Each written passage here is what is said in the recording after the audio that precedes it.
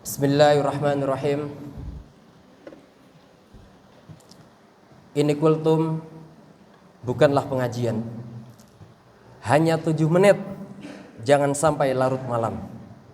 Daripada kebablasan, langsung saja kita beri salam. Assalamualaikum warahmatullahi wabarakatuh.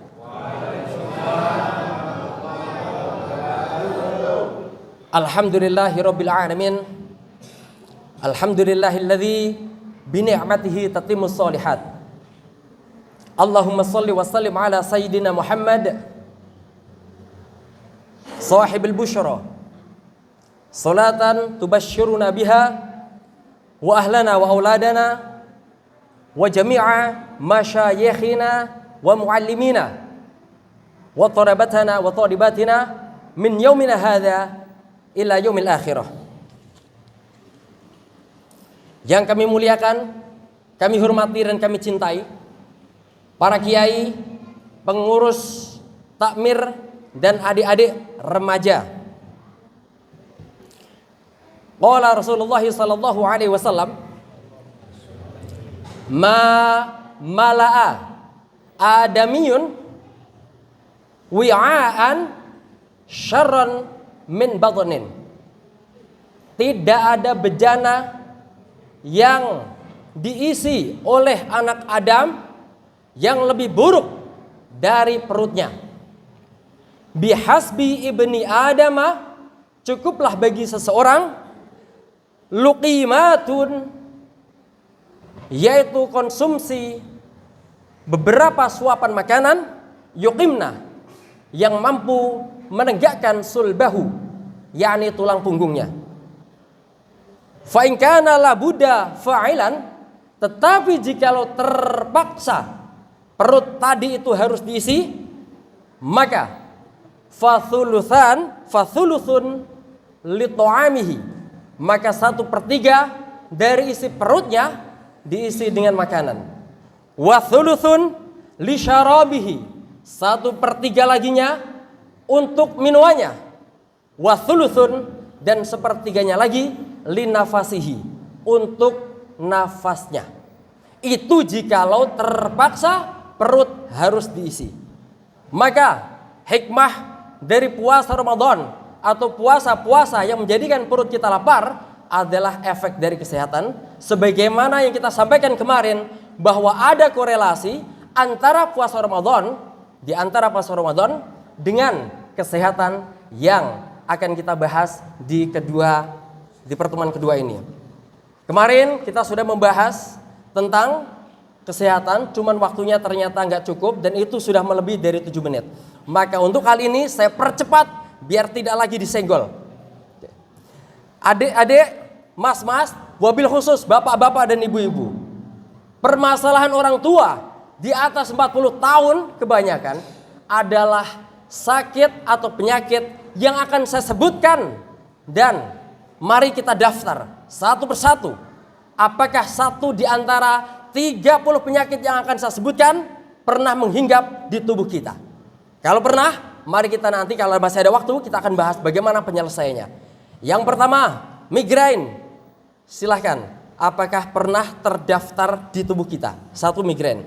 Kedua, sakit kepala, alergi, mata sakit, kolesterol, masalah angin, sakit gigi, asma dan paru-paru, batuk, hati atau lever, diabetes atau gula, sakit pinggang, paha kram, wasir atau ambeien, sakit tumit, jantung, bahu kaku, betis kram, batu ginjal, sembelit, sulit, sakit lutut, ya kalau naik turun tangga sakit, jerawat, lemah syahwat, stroke, asam urat, tenggorokan, leher kaku, rematik, sakit telinga atau kaki bengkak.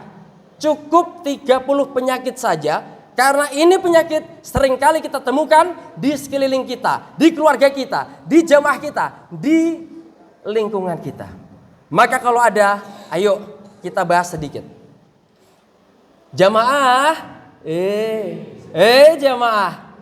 Oke. Bapak-bapak, ibu-ibu jamaah Mushola Darussalam, perlu kita ketahui bahwa jikalau Anda dan kita sakit, maka harus mampu didiagnosa. Paling tidak ada 3 hal yang harus kita tentukan. 1, apakah penyakit kita adalah penyakit medis? Yang kedua, apakah non medis? Yang ketiga, apakah psikis? Sebab sakit kepala belum tentu harus diobati dengan oskadon. Kalau dia pusingnya karena memikirkan hutang, itu psikis. Maka berikan solusi uang, pasti sembuh. Tidak perlu dijambi-jambi. Medis harus diselesaikan dengan medis. Apa yang kita sampaikan tadi adalah medis. Bagaimana dengan non medis? Tentu harus dengan ruqyah. Itu kalau non medis. Dan itu nanti akan dibahas di hari Jumat ketika nuzulul Quran. Oleh siapa? Mudah-mudahan ada ustadz-ustadz yang membahas tentang ruqyah, di mana Al-Quran adalah sebenarnya satu-satunya obat yang tidak analogis. Bukan pakai tebak-tebakan, tapi sudah pasti datangnya dari Allah. Karena Allah berfirman, ada 6 ayat, tapi nggak usah saya bacakan, nanti terlalu banyak kepanjangan nanti. Dan yang ketiga adalah psikis. Saya mempunyai cerita, ada 2 orang terapis dengan pasien ribuan, satu di Jogja, satu di Probolinggo. Tetapi bertahun-tahun merasa mereka disantet oleh tetangganya. Selama pelatihan 3 hari di Mojokerto, mereka selalu mengeluhkan begitu. Sampai akhirnya saya dekati ketika makan siang. Saya kemudian terapkan satu metode, namanya SAFT. S-nya spiritual, E-nya emotional, F-nya freedom, dan T-nya teknik. Dengan mengetuk 9 titik meridian yang berenergi saja, baru sekali dengan kata-kata yang saya susunkan, sekali saja tuh titik, ini satu titik pertama ini, yang kedua ini, dan selanjutnya nanti kita bahas secara detail. Mereka langsung muntah-muntah. Padahal saya tidak membacakan ayat-ayat Quran, tidak pula saya berikan herbal-herbal. Ternyata ada di situ. Begitu selesai, saya tanya suami istri ini, bagaimana Bu, Pak? Pak Ustadz, banyak yang keluar dari tubuh saya. Makanya saya menangis betul. Padahal tidak kita ruqyah.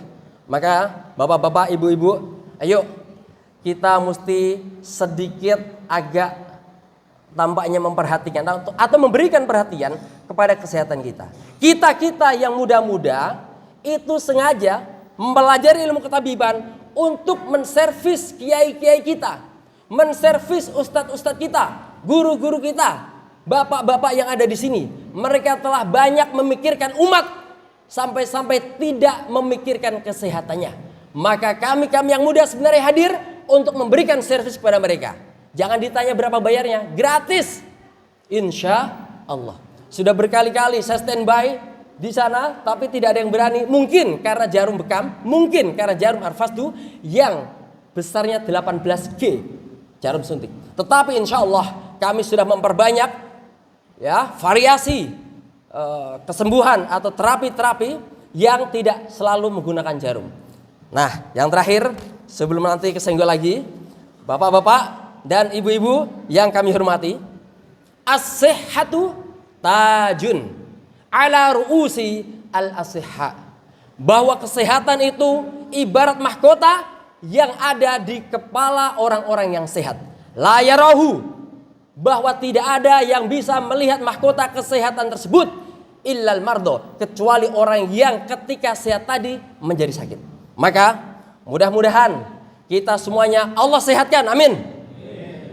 Mudah-mudahan bila mana ada keluarga kita yang sakit sampai hari ini, Allah segera sembuhkan. Amin Allahumma.